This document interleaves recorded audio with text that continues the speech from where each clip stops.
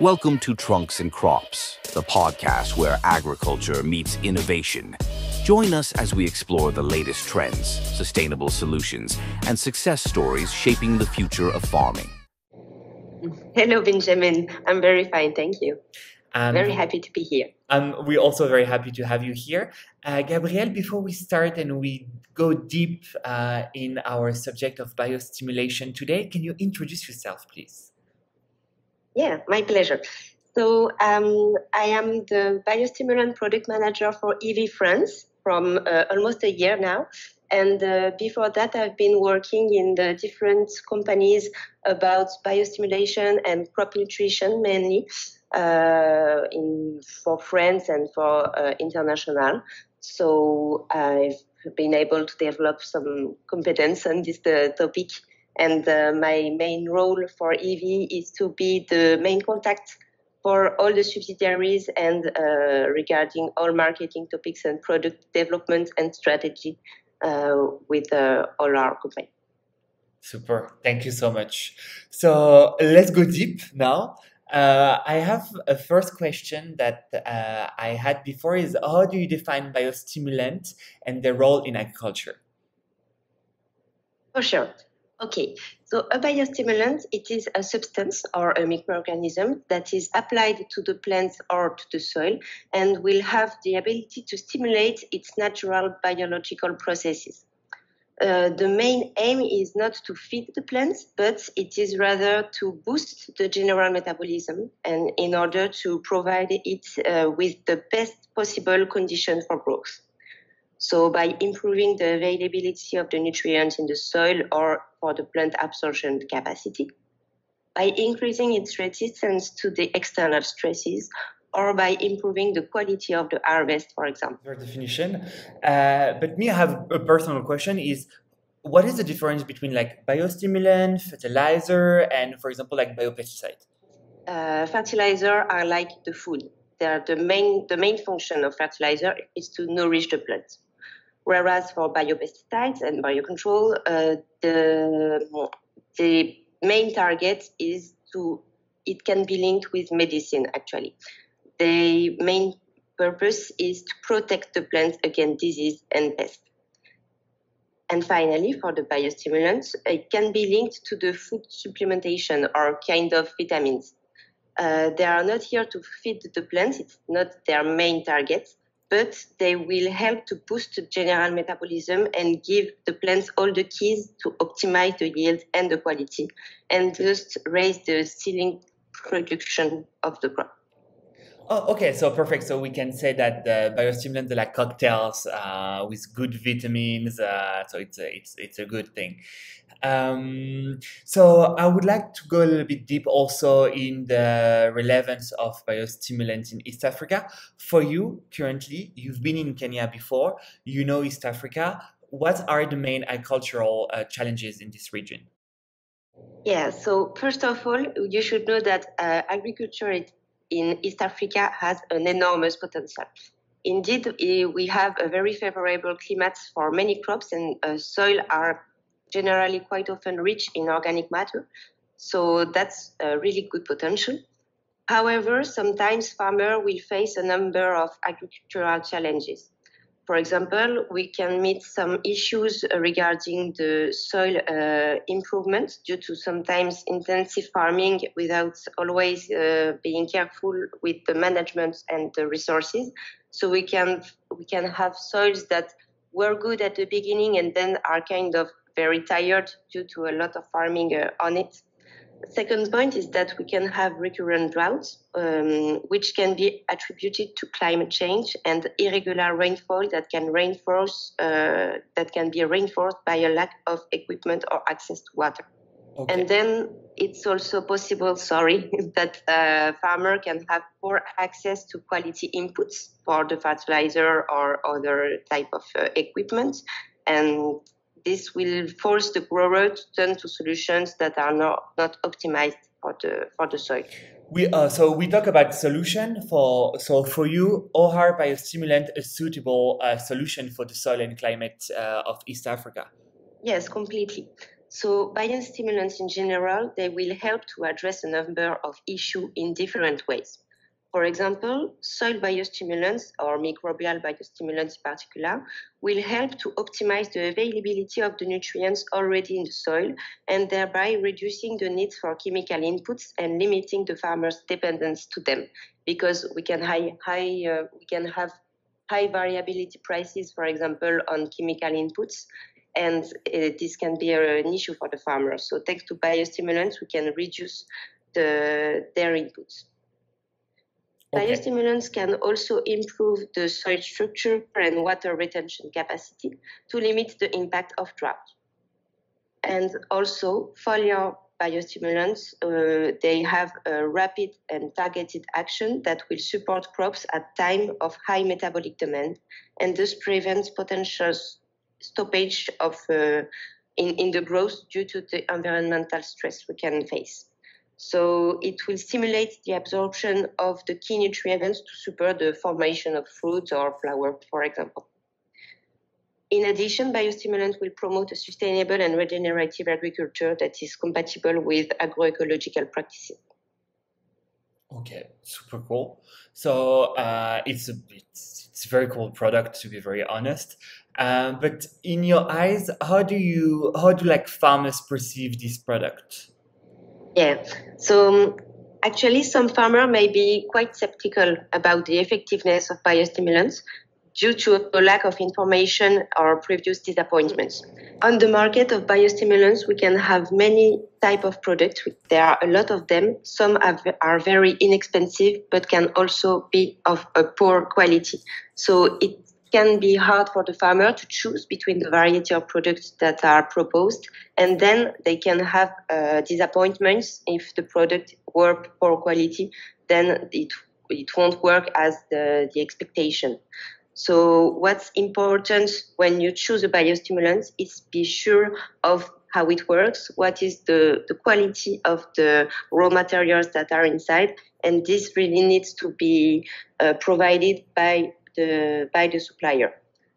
That's why in EV we want to offer a range of products that is where the efficacy is demonstrated on local trials, so the farmer will know that it will have an efficacy on his own field. Other farmers, on the other hand, have clearly understood the opportunities that are represented by biostimulants for optimizing their productivity through natural conditions. Okay, super. You talked about like skeptical farmers. What are for you the barrier to adoption, and how can they be overcome? For us to communicate on the how it works on the plant metabolism. We also can have quite high costs for the biostimulant because they are very technological and premium products. But for some farmer, obviously, it can be a break. And to overcome these obstacles, it is essential for us to provide training and improve the understanding of the functions and benefits of our biostimulants. Local field trials have been performed also to help understanding what will be the return on investment for the farmer, because it's true that you will need to pay for the biostimulant at first, but then if you have a fair improvement on your production, then you can revalorize this investment, and that's what we want to provide to the farmer to understand how on their production we will have a return on investment if we use biostimulants. Okay, super. Thank you for that. And for you, because you're an expert on biostimulation, do you have any like notable success stories that you want to share? Yes, for sure. So as I was mentioning before, to show the success of our product, we like to put in place some numerous demonstrations in the field to prove the efficacy. One of the success that we can highlight is the project we have ongoing that is called EcoSteam project. It's a project where we have partnerships with many farms in Kenya on specific key crops that we have identified. And thanks to this project, we are going to implement specific trials with our different products on the field with the farmer, with a deep follow-up by our team of experts. Yes, exactly. Ecoteam is a super project. Thank you for the DG Trésor also to support this project because without them we will not be able to do it. But yes, it's we're very happy about this project. Okay, thank you. We talked about the product. We talked about how is it, how good is it, but can we talk about like the regulatory framework and the market here in Kenya? So for you, what's the current regulation on biostimulation in East Africa? Yeah, sure. So regulation on biostimulants are still developing in East Africa. For some countries, we are beginning to introduce a standard to govern this type of use. For example, in Kenya, the marketing of biostimulants is subject to the submission of an application file to the KEFIS, Kenyan Standing Technical Committee on Imports and Exports. Suppliers will submit the supporting documents needed to complete the application, which is then analyzed by the expert inspector from KEFIS. The file validation are then reviewed by a committee of experts on a quarterly basis. The processes are still under developing and can be expensive and time-consuming because they are not always properly implemented, but the regulations are changing every day to improve these processes. The relevant authorities are developing numerous resources to facilitate the marketing of this product, which are clearly identified as being in line with the more natural agriculture. Okay, super. And for you, how's the market evolving and what for you really are the future prospects? Okay, so for me, the market is showing a growing interest on sustainable and natural solution that includes biostimulants. In particular, this is in response to demand from agro-industrial consumers, for example, on exports, for example, on export crops, who are increasingly demanding of natural solution because they have to meet strict organic and natural specification for their production afterwards. So the interest is definitely growing for a sustainable agriculture, which is very good in general for our planet. And it is also good that because our biostimulants can really match these needs of the farmers. Okay. Now we will go a little bit more secret. I will ask you a question like that's a little bit like more trendy for you right now. What's the new technologies or trend that emerging in this like biostimulant field? Okay, so actually, what is kind of trendy right now for me would be the biostimulant based on microorganisms, and they are particularly popular in Kenya. Companies select specific strain for their specific modes of action on the soil and on the plant to achieve a greater efficacy. EV also stands out for the development of microbial biostimulants with microorganisms because it's our area of expertise. And we also have that are microbial based but without any microorganisms inside. The example is our product that is called Novastim, which is made up of only metabolites of interest from a strain of Bacillus subtilis. So actually we selected a microorganism that has great effects on the soil and on the plant, but when you are working with living bacteria, you can have issues for the bacteria to develop in the environment we put her in, because sometimes you can have, for example, too much UV lights on the leaves, so the bacteria will have issues to develop. With our new technology that only takes the metabolites, what is great is that we will be sure of the effectiveness because we only have the metabolites of interest that will have the biostimulating action. We also have good innovations in seaweed-based biostimulants that are very promising, and they are inspired from natural ability of the seaweed to resist the extreme environmental changes. For example, on the tides, the algae will be in the very changing temperature environment or very drought and then a lot of water. So we were able to identify the component of interest that will have this effect to give it to our plants, and then it will have a better resistance to this issues.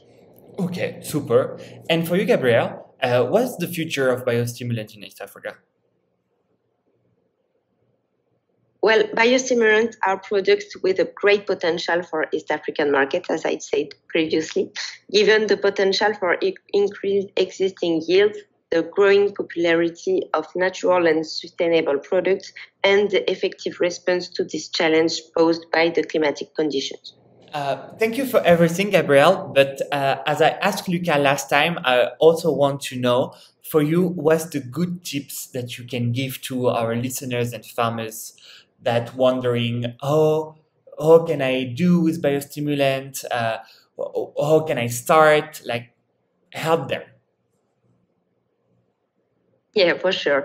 Okay, I'll guess my first tip for the farmers will be take care of your soil because it's really from the soil that come all the benefits that we will have for the plants to thrive. And biostimulant can be really helpful in this sense to help maintaining the quality of the soil. Also, regarding biostimulants in general, I really, really believe in this type of products because they are very effective. And for the use of the biostimulants, my advice would be to always refer to the label or don't hesitate for EV at least to contact your local advisor if you have any doubts because a misuse of the biostimulants can lead to a disappointment. For example, when we are working with living bacteria and want to mix it with a product that is bactericide, then we won't see the effect because we would have killed the bacteria by a misuse. So if you have really any doubts, don't hesitate to contact your local advisor. That will be my tips. Super. Thank you so much. Do you have any last word before we conclude? I guess for me it's okay. I was really, really glad to participate in this podcast. So thank you again for inviting me. And I hope our listeners will find it interesting. Thank you so much, Gabrielle. Also, thank you for all the listeners that we have. It's a small podcast, but we will be very pleased to have a lot of experts during this year. So thank you again, Gabrielle. Thank you, Éléphant Vert, for giving us this opportunity to talk together. And we will see you in 2 months for the new podcast. Have a lovely day. Bye, Gabrielle. Thank you. Bye bye, everyone.